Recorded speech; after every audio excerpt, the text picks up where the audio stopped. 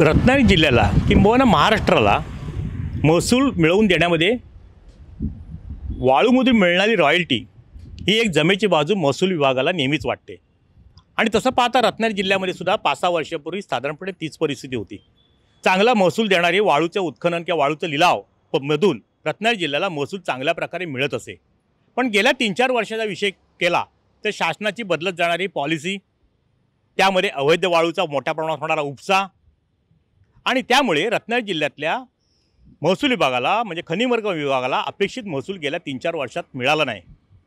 आता शासनाने परवानगी दिल्यानंतर जवळजवळ 22 गट या जिल्ह्यातले ट्रेझरसाठी त्याची निविदा निघाली।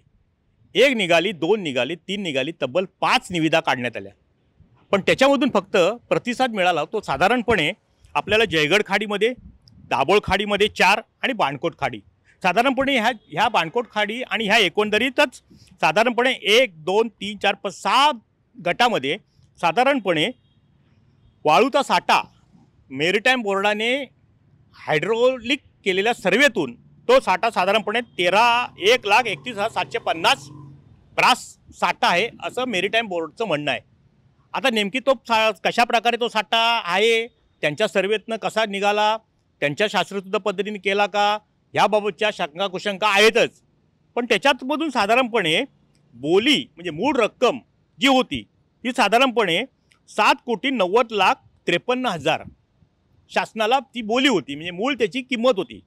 आणि बोलीनंतर म्हणजे निविदा मागवल्या ऑनलाईनला, त्याच्यामध्ये काही वाळू उपसा करणाऱ्या व्यापाऱ्यांनी म्हणा त्यांनी ती निविदा भरल्या। त्या निविदामधून शासनाला महसूल आता साधारणपणे 7,96,70,667 म्हणजे साधारणपणे 7,90,53,000 आणि 7,96,00,000 5 ते 6 लाख रुपयाचा साधारणपणे महसूल अधिक बोलीपेक्षा जिल्हा खनिकर्म विभागाला मिळायचा आहे।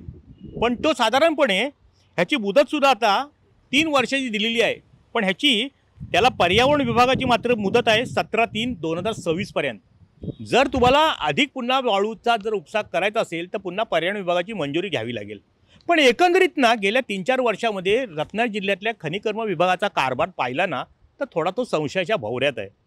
कारण मुळात इथे पदं कमी आहेत। खनिकर्म अधिकारी, खनिकर्म निरीक्षक साधारणपणे ह्यांना संपूर्ण जिल्ह्याचा कारभार पाहताना कुठे अवैध वाळूचा उपसा होत असेल तर तिचं जाणं येणं शक्य नाही आहे। वाहन उपलब्ध पाहिजे, ते वेळेवर होत नाही। आणि इथून हे अधिकारी जर निघाले तर दुसऱ्या क्षणाला तिथे जो अवैध वाळू उपसा करणारा जो कोण असेल त्याला आधी बातमी जाते। म्हणजे इतकं अत्यंत मिलीभगत साधारणपणे या संपूर्ण ह्या विभागामार्फत दिसते असं एकंदरीत म्हटलं होतं। आता सुद्धा 7 कोटी 7.5 कोटीचा महसूल मिळणार आहे। आता प्रत्यक्ष मेरिटाईम बोर्डचे अधिकारी येतील, त्यांना सांगतील की तिथल्या खाडीमध्ये कुठून कुठपर्यंतचा वाळूचा उपसा तुम्ही करायचा आहे। पण शेवटी पाण्याखाली नेमकं काय घडतं हे बघायला काय ब्रह्मदेवसुद्धा त्याला अपुरा पडेल। पण एकंदरीतच काय की रत्नागिरी जिल्ह्यातल्या खनिकर्म विभागातील वाळू हा विषय सध्या चर्चेचा आहे। आणि वाळू म्हणजे जसं सोन्याची खाण म्हटली जाते त्याप्रमाणेच ह्या वाळूकडे गेल्या 4-5 वर्षात पाहिलं गेलं आणि त्यातनं काही लोकांनी मंडळींनी मात्र प्रचंड मलिदा मिळवला आणि शासनाचं मात्र मोठ्या प्रमाणात नुकसान झालं। एकंदरीतच काय सारासार गेल्या 3-4 वर्षाचा विचार केला तर जिल्हा प्रशासनाने खनिकर्म विभागाचा विचार केला तर वाळूमध्ये नेमकं रुतलंय कोण असंच म्हणावं लागेल। टाइम डिजिटल करता किशोर मोरेसह शुभम पवार, रत्नागिरी। टाइम्स डिजिटलला लाईक करा, शेअर करा, सबस्क्राईब करा आणि बेल आयकॉन दाबायला विसरू नका। Times digital.